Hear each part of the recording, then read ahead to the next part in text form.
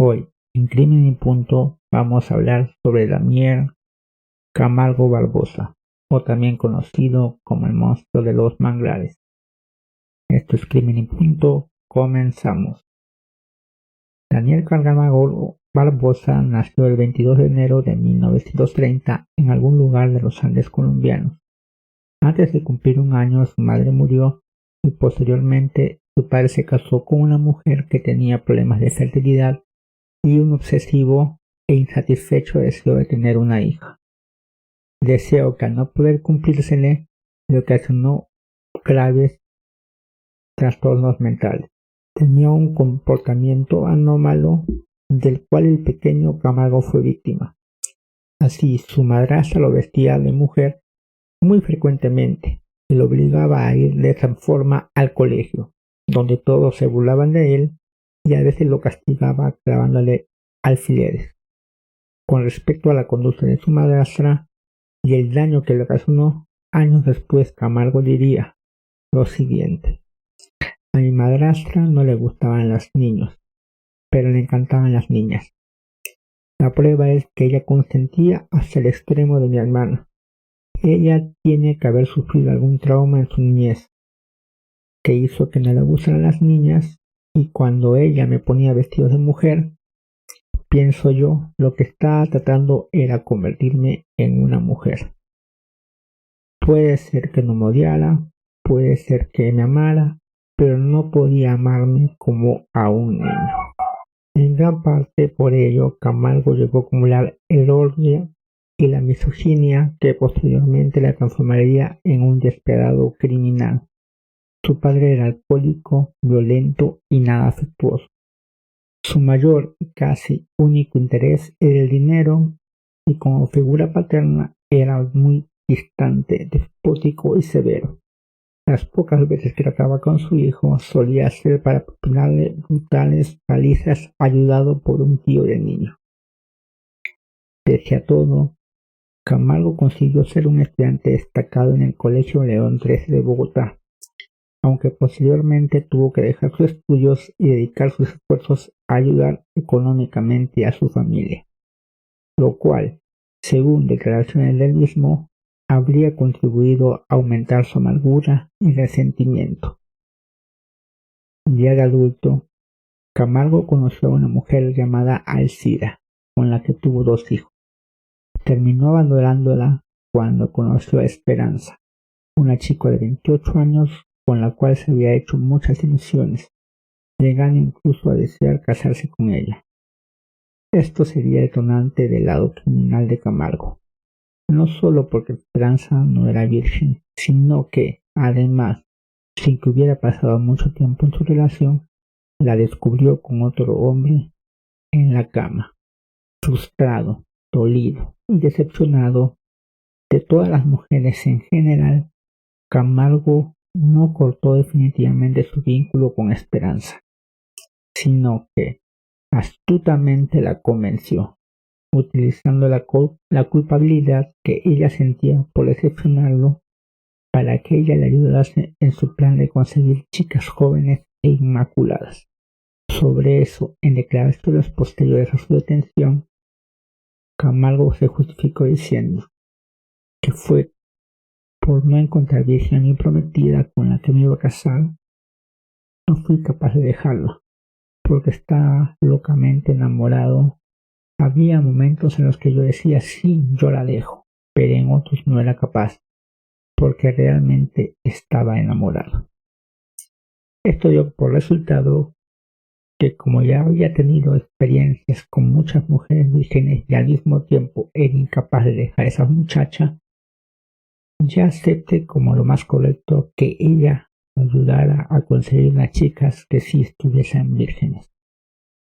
Así Esperanza, a través de los engaños, llevaba chicas al apartamento de Camargo, dándoles allí cápsulas de Seconal para que durmieran y Camargo pudiera violentarlos sexualmente. 5 fueron las violaciones que Camargo perpetró en el Seconal, y la ayuda de Esperanza, hasta que la víctima, que apenas era una niña, descubrió que había sido violentada. Mientras dormía en el departamento de Camargo, indignada y también asustada con todo lo que le sucedió, Camargo y su novio fueron denunciados y enviados a distintas prisiones en 1964. Todo parecía indicar que Camargo sería condenado a solo 3 años, aunque después la causa subió en grado y el nuevo juez, más severo que el anterior, lo condenó a 8 años, lo cual destruyó el propósito inicial de Camargo de regenerarse y terminó convirtiéndose en lo que ya sabemos. Se llenó de rabia y odio hacia la sociedad y su justicia, desencadenando así una profunda y hostil rebeldía que, junto al hecho de su quinta víctima que hubiese hablado, sería la causante de que Camargo decidiera que en el futuro no dejaría con vida a una sola de sus víctimas. Esta sería la única forma de evitar que lo delataran. Tras ser liberado, Camargo se dedicó a trabajar como vendedor ambulante de pantallas de televisión. El 2 de mayo de 1974, mientras pasaba frente a una escuela, Camargo vio una jovencita de 9 años cuyo aspecto lo volvió loco y se enamoró. Decidió hacerla suya. La llevó con manos a una zona poco transitada en donde la desbrigó sin tener piedad de sus lágrimas y, no contento con eso, la estranguló para que evitara ser delatado. Luego, sin enterarla, dejó junto a ella las pantallas de televisión que llevaba. Fue su primera violación con asesinato. El error de abandonar las pantallas le costaría muy caro. Al día siguiente regresó para recoger los televisores y para enterrar el cadáver. Pero un agente de policía, sospechando su comportamiento, decidió seguirlo e interrogarlo. Descubriendo el lugar donde había abandonado el cadáver de la niña. Gracias a esta acción policial, Camargo fue detenido en Barranquilla.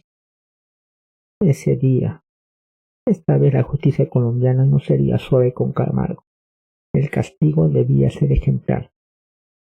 Se le condenó a permanecer 25 años de prisión en la isla Gorgona, una especie de versión colombiana de la cárcel de Alcatraz, de la cual ningún criminal había escapado con éxito.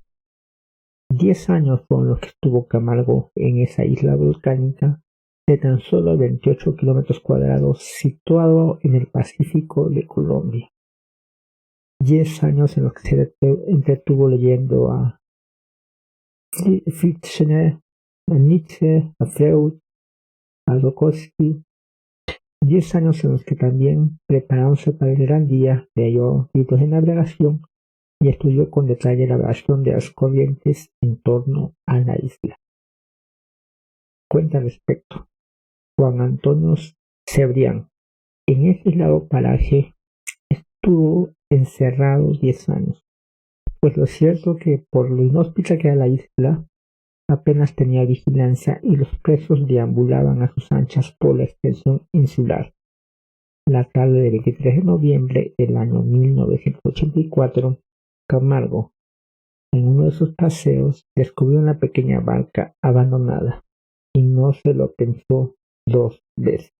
Empezó a remar con la desesperación del superviviente, sin alimento ni agua. Remó sin descanso durante 3 días, hasta que visitó las costas continentales. Milagrosamente se había salvado, aunque su aspecto y situación anímica daban a entender que sus días estaban contados, pero Daniel Camargo era inteligente y tenía la capacidad para generar recursos que le permitieron seguir adelante.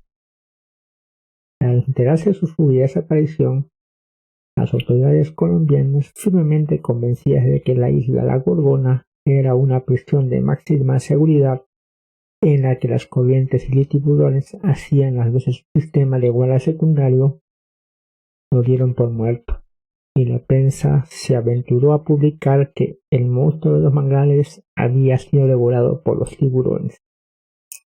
Lo habían subestimado y el tiempo se los demostraría.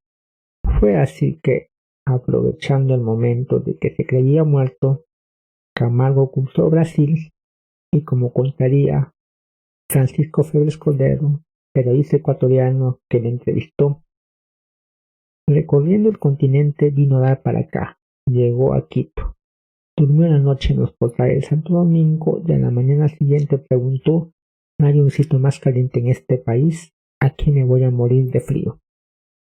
Así llegó en bus a Guayaquil el 5 o 6 de diciembre del año 1984. Allí comenzó su dantesca, horripilante historia.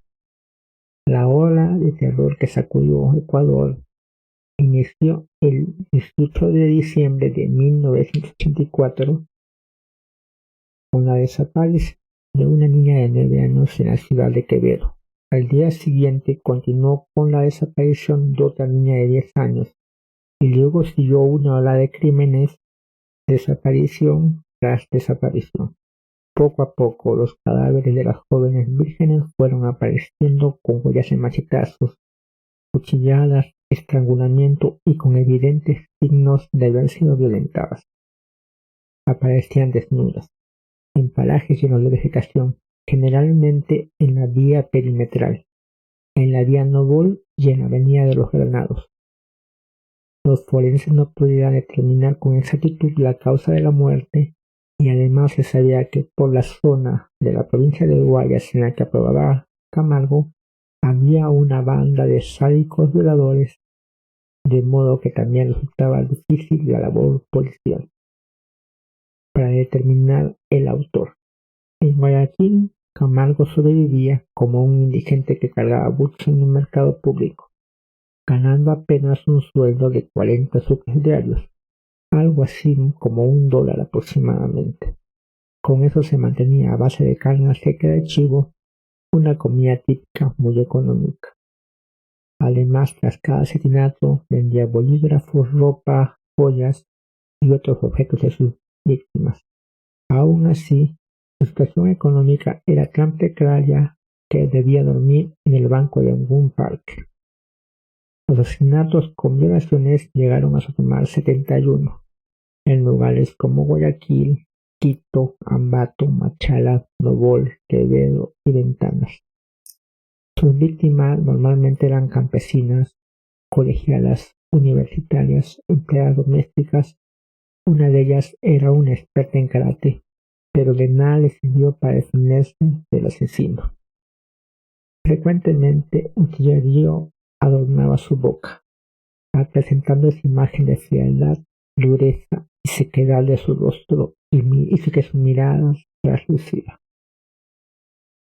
Siendo feo, viejo y pobre, Camargo no seducía a sus víctimas, sino que hábilmente utilizaba su frialdad y vejez a favor, con un sutil método de engaño y persuasión, el que casi siempre seleccionaba niñas y jovencitas de estatus social bajo, se acercaba con la Biblia en la mano y les decía que era un extranjero que estaba buscando al pastor John Winchester a su fábrica e iglesia, que le iba a entregar una fuerte suma de dinero a dicho pastor y que les daría una buena cantidad si lo acompañaban y le mostraban el camino.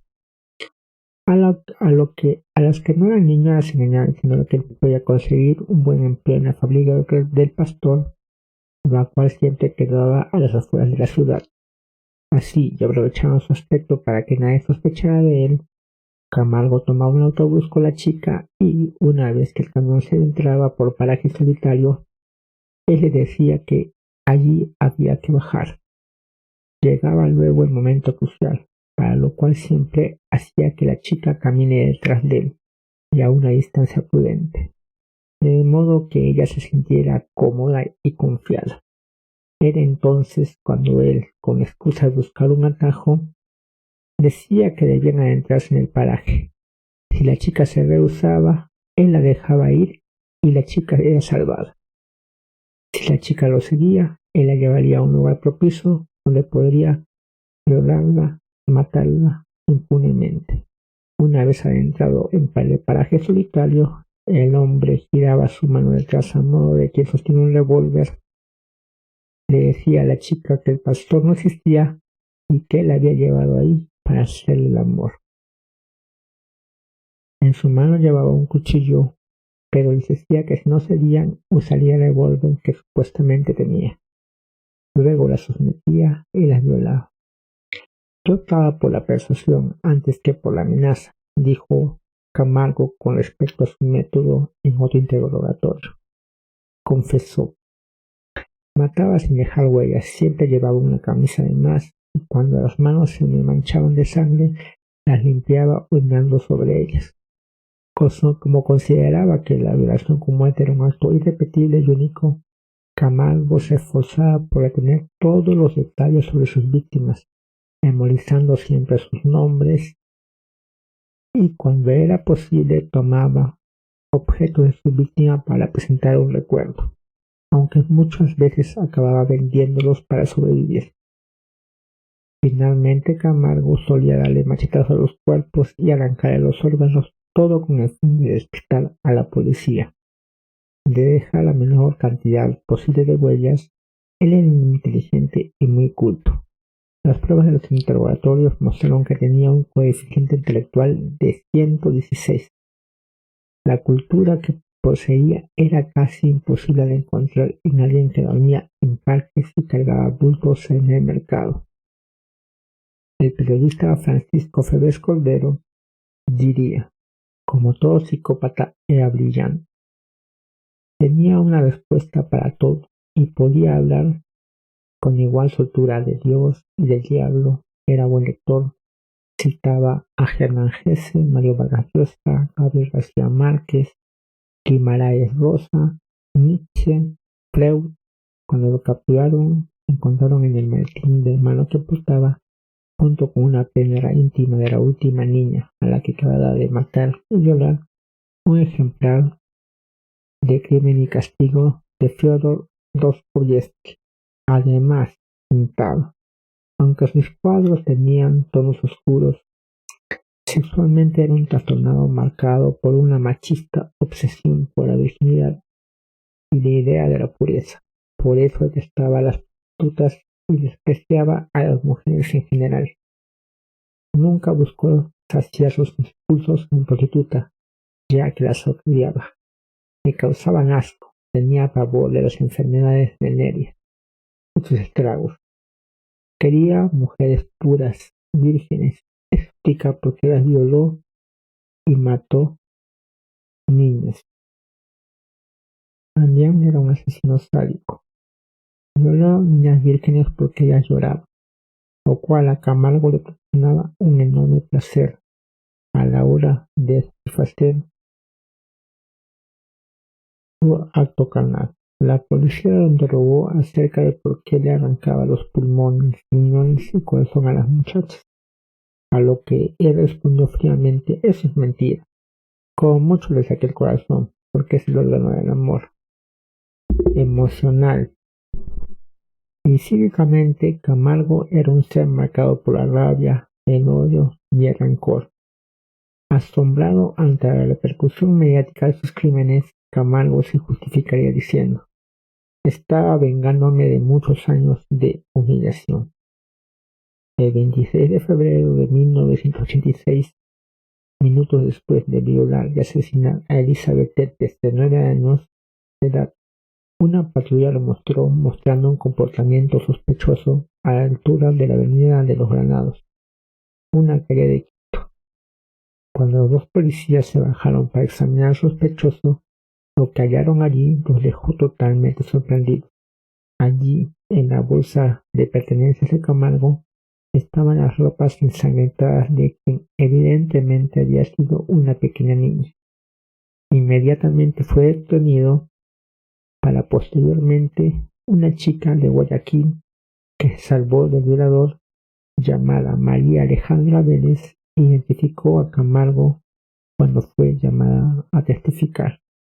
No fue complicado condenarlo, ya que él mismo se declaró culpable el 31 de 1986, admitiendo 71 asesinatos y violaciones, mostrando con espantosa frialdad a la policía los sitios en que dejó los cadáveres de sus víctimas.